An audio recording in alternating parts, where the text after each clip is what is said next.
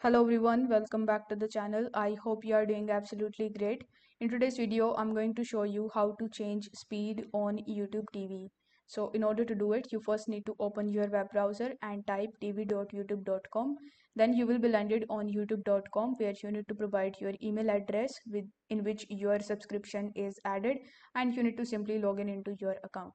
Now, once you are on the home page, you need to select any of the programs or any of the sports channel that you want to watch and in which you want to change the speed.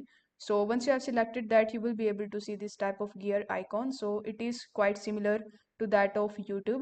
So once you click on this gear icon, you will be able to see the option of playback speed. So you need to simply click on it, and over here you can select any of the presets and you can change the speed on YouTube TV.